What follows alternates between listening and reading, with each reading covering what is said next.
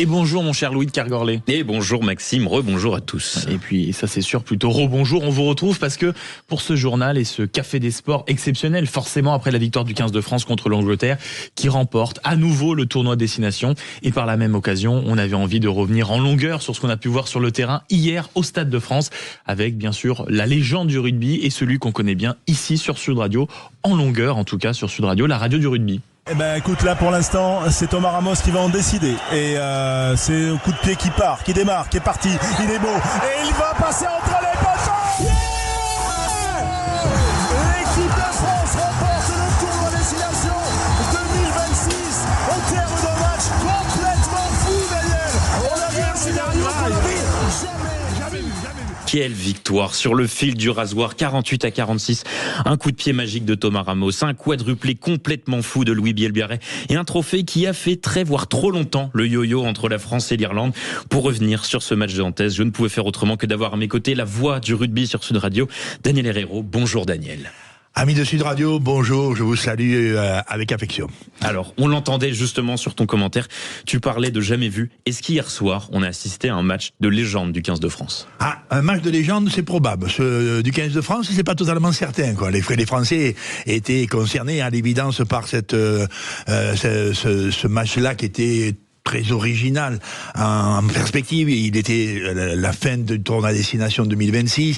Il oppose deux équipes qui depuis 1000 ans ont quelques antagonismes, pas radicalement des antipathies mais des oppositions, enfin des irritations relationnelles.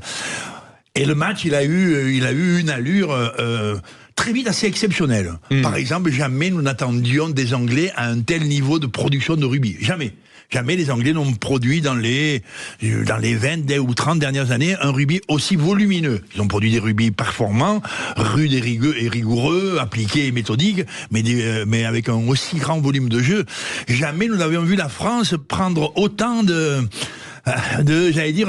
pas radicalement de souffrance, mais de harcèlement de cette équipe d'Angleterre et se mettre un peu en fragilité. Jamais nous n'avions vu la France laisser émerger dans un match où elle souffre, laisser émerger un talent aussi rare que Louis Bielbiarré qui va marquer en première mi-temps 3 essais plus magnifiques les uns que les autres. Jamais nous n'aurions imaginé que le score allait être aussi serré tout le long du match, et il allait donner une dramaturgie, tu vois, liée en même temps à l'obtention du titre de victorieux pour le tournoi. Mais une série d'événements ont fait que nous avons assisté à quelque chose de tout à fait exceptionnel. Dans la qualité, dans la dramaturgie, et évidemment, même un peu dans le pathétique de l'ultime, la beauté d'un coup de pied du meilleur buteur du monde qui va nous donner la victoire. Parce que c'est vrai, quand c'est un peu sur ce que tu viens de dire, c'est le côté, il n'y a jamais eu trop de maîtrise. Aucune des deux équipes n'a jamais semblé vraiment dominer le match. Ça se renvoyait coup pour coup. Et du coup, il y a ce sentiment-là de quelque chose d'assez légendaire, mais qui a un petit peu échappé. Alors heureusement, il y a ce coup de pied qui nous donne la victoire, mais ça aurait très bien pu basculer d'un côté comme de l'autre, en fait. Ah, c'est un euphémisme que de dire ça. Même si on analyse plus froidement, j'allais dire, le contenu du match des deux équipes, il est incontestable que les Anglais hier nous ont été supérieurs. Et nous ont été en qualité de rugby, même en engagement, en tonicité, presque en enthousiasme. Et ils nous ont été supérieurs en cela leur défaite est sans aucun doute douloureuse pour nous. Elle est heureuse pour nous, pour les gens de France, parce que on est allé chercher au fond de notre talent du moment. On est allé chercher au fond. On ne s'est pas craquelé, on ne s'est pas... bien qu'on a pris quand même 7 essais, ce qui est assez considérable dans un match de ce genre, de ce niveau-là.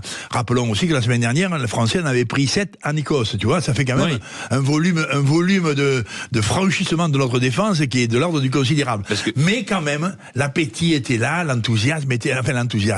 l'appétit français était là, la volonté de gagner était là, ce qui fait qu'on n'a jamais été effectivement radicalement débordé, qu'on a eu une période de grande intelligence, ce qui n'est pas le cas de tout le long du match. La période de grande intelligence, c'est quand l'Angleterre, à la reprise de la seconde mi-temps, est en déséquilibre numérique, puisque les Français étaient 15 contre 14 à ce moment-là, une exclusion dans le camp anglais, et là, pendant 10 minutes, les Français savent qu'il faut impérativement trouver le champ de la conclusion, et ils marquent 2 essais magnifiques, avec des constructions intelligentes. Justement, tu parlais de la défense, faut parler un petit peu des sujets qui fâchent, même si on est très heureux de la victoire. Cette défense, très correcte sur les 3 premiers matchs, 5 essais encaissés, puis complètement à la rue sur ces 2 derniers matchs. Est-ce que c'est juste une mauvaise passe pour les Bleus ou est-ce que cette équipe de France a un vrai problème avec sa défense? Tu parlais 11 essais encaissés en 2 matchs. Oui, ce qui est assez considérable quand même. Il est de tradition que l'équipe de France, entraînée par Fabien Galtier et un staff très conséquent, ait une organisation défensive performante depuis le début du mandat. Il y a eu des hauts et des moyens, mais il n'y a pas eu franchement de bas. Oui, c'est sa marque de fabrique. C'est quand même, on dira dans le traitement du jeu de très haut niveau, si tu oublies la défense, tu vois, mais excuse-moi, mais c'est plus compliqué de gagner les matchs. Tu n'as aucune chance de figurer décemment, quoi. Même si tu es titulaire d'un très bon niveau de compétence offensive, par exemple. Bon, enfin, la défense. Là, incontestablement, il y a quand même un sujet. Sur des équipes qui en font beaucoup, c'est-à-dire qui construisent pas mal, qui élaborent un projet de jeu et qui le mettent en place, quoi. Tu vois, par exemple, les Écossais la semaine dernière et les Anglais hier. Ouais, ils ont joué très vite, ils nous ont déstabilisés. Voilà. Tu viens de dire le mot, qui ont trouvé une forme d'euphorie à partir de leur intention de jeu, qui décident de jouer beaucoup et de jouer vite. C'est un argument qui peut déstructurer même les défenses les plus structurées ou les plus organisées. Il reste qu'en jouant très vite, souvent les équipes, fût-ce les meilleures, trébuchent ou farfouillent ou ont du déchet un peu volumineux. Et là, les 2 équipes que nous avons rencontrées la semaine dernière, les Écossais et les Anglais, ne se sont pas fragilisés par des défauts, des fragilités, je dirais, techniques. Et il reste en même temps que la semaine dernière, et surtout hier, les Anglais ont été en même temps présents dans le combat. C'est-à-dire dans tout le secteur de l'affrontement, du défi physique, tu vois, d'essayer de rompre presque en permanence l'équilibre du face-à-face de 15 joueurs contre 15 joueurs.